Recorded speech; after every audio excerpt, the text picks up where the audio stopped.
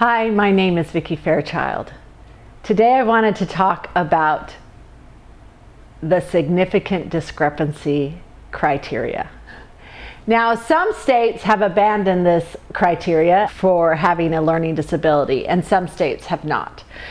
But I want to talk about why I struggle with the requirement of having a significant discrepancy.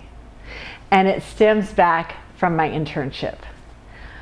I had tested a student who had scored around the 5th percentile in all academics. And when I gave him his IQ test, he scored about the 5th percentile. Now, the state I was in required psychologists to enter the scores into a computer program.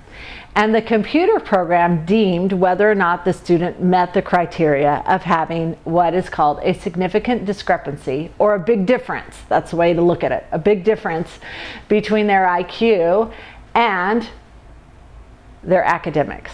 Well, this student didn't. But I still tried. I tried every way I could think of to try to get that discrepancy. I used, at the time they called it performance IQ, verbal IQ, abbreviated IQ, full scale IQ. I ran his scores by age and grade, but there was no discrepancy. He didn't fall below the line to qualify as having an intellectual disability, and he didn't have a discrepancy. And there was no way I could get him to qualify. I went to explain this to the teacher, who became very angry with me. She had just had a student qualify the month before. And as I tried to explain it the best way I could over and over again, she got angrier because it didn't make sense. And that's what she kept saying to me. Vicki, this doesn't make sense. This child cannot do anything independently in my class. He cannot function in a 4th grade classroom. I had no answer for her.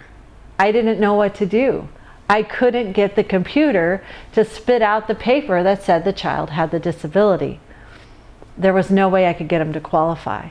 I went to my resource teacher, who had a few more years working than I did, and I explained the problem. I said, I can't get the computer to say the child has a disability.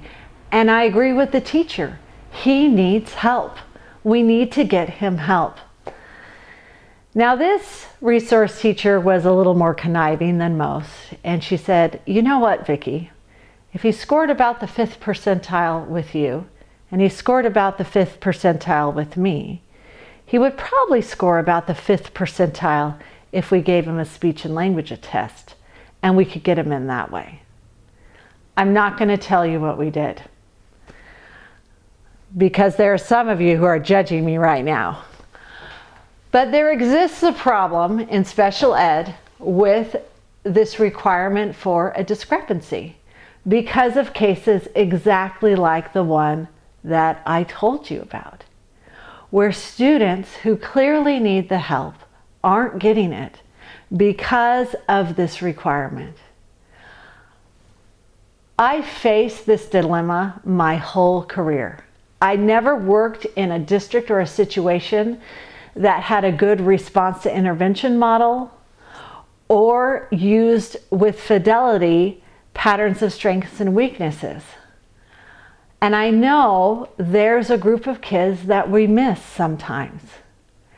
Every time this scenario has played in my career, I've thought about that first scenario and thought, what can I do to help this child who needs more than this general education teacher can give him? This is a dilemma that a lot of educators face, and everyone comes up with their different solution. My solution was to err on helping the child. Right, wrong, you can decide.